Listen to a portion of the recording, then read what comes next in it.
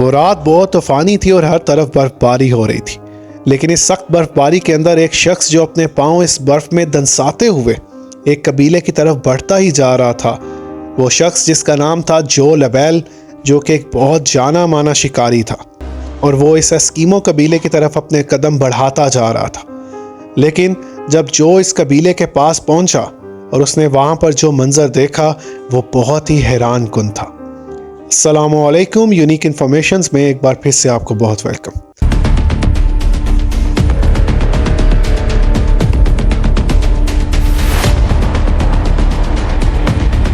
तो दोस्तों, ये बात है नवंबर 1930 की। कनाडा के नॉर्थ साइड पर अंजकूनी लेक के पास एक कबीला रहता था जिसका नाम था एस्कीमो कबीला। दोस्तों, जैसा कि आप लोग जानते हैं कि पहले ज़माने में लोग ज़्यादातर कबीलों की सूरत में झोंपड़ियों में रहा करते थे। उसी तरह ये कबीला कनाडा के इस नॉर्थ इलाके में बहुत सालों से रह रहा था और यहाँ पर इस लेक में से मछलियाँ पकड़कर अपना गुजारा किया करता था।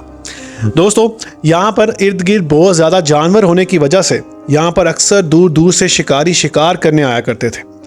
तो एक दिन नवंबर की इस रात जो लबेल नाम का एक जाना माना शिकारी यहाँ पर शिकार करने पहुंचा, लेकिन वो अपने शिकार करने के अंदर इतना ज़्यादा मसरूफ़ हो गया कि उसको वक्त का अंदाज़ा ही नहीं रहा और देखते देखते रात हो गई। दोस्तों, ये रात बहुत ज़्यादा चांदनी थी, लेकिन हर तरफ बहुत सन्नाटा था। हर तरफ इतनी खामोशी थी कि जो को अपने अलावा किसी की आवाज़ भी सुनाई नहीं दे रही थी। इसलिए जो ने वापस जाने के बजाय इस एस्कीमो कबीले के अंदर रात गुजारने का फ़ैसला किया। दोस्तों, जो इस कबीले में पहले भी एक रात गुजार चुका था, क्योंकि ये एस्कीमो कबीला बाहर से आए हुए लोगों की बहुत ज़्यादा खुशामद करता था और उनको बहुत अच्छे से हर चीज़ सर्व करता था। इसलिए जो ने इस कबीले की तरफ अपने कदम बढ़ाना शुरू किए। क्योंकि बर्फ़बारी बहुत ज़्यादा हो रही थी, जो ने अपना सर और मुंह को ढांपते हुए इस कबीले की तरफ अपने कदम बढ़ाए और चलते चलते जो ने एक बात नोट की कि उनके कुत्ते जो कई मील दूर से किसी शख्स को आता हुआ देखकर भौंकना शुरू कर देते थे, आज उनकी आवाज़ ही नहीं आ रही थी। जो को इस चांदनी रात में सिर्फ अपने कदमों के अलावा कोई आवाज़ सुनाई नहीं दे रही थी। जो ने अपने कदम इस कबीले की तरफ जारी रखे और जब इस कबीले के पास पहुंचा तो जो ने ये देखा कि उस कबीले के पास टेंट और झोंपड़ियाँ तो सारी वहाँ पर मौजूद थी, लेकिन कोई शख्स नज़र नहीं आ रहा था।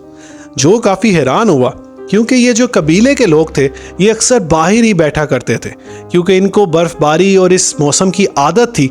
इसलिए ये बाहर आग लगाकर अक्सर खाना पकाया करते और वहाँ पर बाहर बैठा करते। लेकिन जो ने जब ये मंजर देखा कि वहाँ पर बाहर कोई भी मौजूद नहीं है, तो जो ने आवाज़ लगाई, हेलो एनीबडी इज़ देयर, लेकिन कोई आवाज़ उसे आगे से सुनाई नहीं दी, ना ही उसे कोई इंसान नज़र आया। फिर आखिर जो ने एक झोंपड़ी में देखा जहाँ से आग का धुआं निकल रहा था। जो को ये इत्मीनान हुआ कि इस झोंपड़ी के अंदर कोई ना कोई तो ज़रूर मौजूद होगा, तो जो उस झोंपड़ी की तरफ बढ़ा और उसने वहाँ पर जाकर आवाज़ दी। लेकिन जब जो ने वहाँ पर आवाज़ दी, उसको आगे से कोई जवाब नहीं मिला और उसने जब अंदर दाखिल होकर देखा तो वहाँ पर कोई भी मौजूद नहीं था सिवाय इस आग के धुएं के। अब दोस्तों, ये एक नॉर्मल बात भी हो सकती थी कि जो उस कबीले में रात गुजारने गया लेकिन उसे आगे से कोई भी नहीं मिला, वो कबीले के लोग शायद कहीं पे चले गए थे। लेकिन एक बात जिसने उसके दिल में एक अजीब सी कैफियत डाल दी कि आग का धुआं वैसे ही निकल रहा है जैसे आग थोड़ी देर पहले ही जलाई गई हो, और वो धागा और सुई जिससे इस कबीले की औरतें कपड़ा बनाया करती थी, उस सुई के अंदर धागा भी मौजूद था और वो कपड़ा भी वहीं का वहीं था। और वो बात जिससे जो सबसे ज़्यादा हैरान और परेशान हो गया वो ये थी कि जो जब झोंपड़ी से बाहर निकला और उसने देखा कि वो लकड़ी के ऊपर जो खाना पकाया करते थे वो खाना बिल्कुल जल चुका था। मतलब खाना उन लकड़ियों के ऊपर मौजूद था और पक रहा था, लेकिन ये मालूम हो रहा था कि उस खाने को खाने की भी उनको मोहलत नहीं मिली और उनको यहाँ से गायब होना पड़ा। और दोस्तों, एक चीज़ जिसने जो को बहुत पैनिक कर दिया वो ये थी कि वो कुत्ते जिनसे वो कबीले वाले सबसे ज़्यादा प्यार करते थे, क्योंकि वो उनके पालतू कुत्ते थे जिनको वो खुला छोड़ते थे अपनी सेफ्टी के लिए, वो कुत्ते एक साइड पर बंधे हुए थे और मर चुके थे भूख और प्यास के साथ, और खाना उनके बिल्कुल साइड पर ही मौजूद था, लेकिन उनको कोई खाना खिलाने वाला शख्स ही वहाँ पर मौजूद नहीं था। ये सब बातें देखने के बाद जो से बिल्कुल भी रहा नहीं गया और वो पास ही के एक टेलीग्राम स्टेशन पर पहुंचा और उसने कैनेडियन पुलिस से रब्ता किया।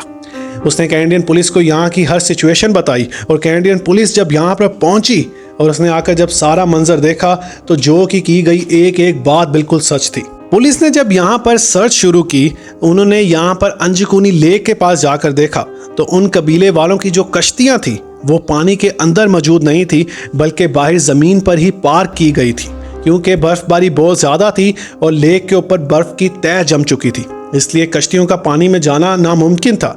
तो वो लोग अगर कश्तियों में बैठकर भी कहीं नहीं गए तो आखिर वो लोग कहाँ गए। और एक बात जिसने पुलिस वालों के माइंड में भी एक सस्पेंस छोड़ दिया वो ये था कि जब पुलिस ने सर्च शुरू की तो उनको इस कबीले के इर्द गिर्द पाँव के निशान सिर्फ एक शख्स के मिले और वो शख्स था जोएल अबेल। इसके अलावा और किसी शख्स के निशान ना बाहर जाने के थे और ना ही अंदर आने के। तो पुलिस इस बात से सबसे ज़्यादा हैरान इस तरह हुई कि आखिर ये कबीले वाले रातों रात चले कहाँ गए। इस बात को काफ़ी महीनों तक सर्च किया गया लेकिन कोई भी जवाब नहीं मिला और पुलिस ने आखिरकार इस केस के ऊपर अनसॉल्व्ड का ठप्पा लगाकर इस फाइल को बंद कर दिया और इस केस को रख दिया। और कुछ ही दिन में ये न्यूज़ पूरे कैनेडियन न्यूज़पेपर्स के अंदर छप गई और कनाडा में हर तरफ तहलका मच गया। वो लोग जो कनाडा के अंदर अपनी लाइफ को बहुत सेफ समझते थे, ये उन सब की ज़िंदगी पर एक सवाल या निशान था। और दोस्तों, इससे 50 साल बाद दो भाइयों ने इस वाक़या के ऊपर एक किताब लिखी जिसके ऊपर उन्होंने ये मेंशन किया कि कनाडा के नॉर्थ साइड पर अंजकूनी लेक के पास एलियंस ने इस कबीले को गायब कर दिया, क्योंकि इन भाइयों ने जब वहाँ पर जाकर विज़िट किया तो वहाँ पर उनको 2 बेटे और एक बाप मिला जो कि अक्सर वहाँ पर फिशिंग करने जाया करते थे। तो इन बाप बेटों ने इनको बताया कि हमें अक्सर यहाँ पर आसमान के अंदर कुछ चमकता हुआ नज़र आता है जो कि एक स्पेसशिप की तरह लगता है और इसीलिए इन्होंने अपनी किताब के अंदर एलियंस का जिक्र किया। लेकिन सच क्या है ये तो सिर्फ अल्लाह जानता है।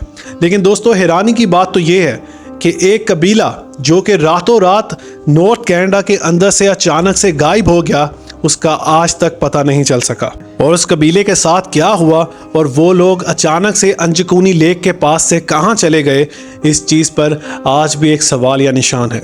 तो दोस्तों, इसी के साथ कुछ मोर इंटरेस्टिंग और मोर इन्फॉर्मेटिव वीडियोस के साथ आपको अपनी नेक्स्ट वीडियो में मिलेंगे। तब तक के लिए स्टे ट्यून्ड।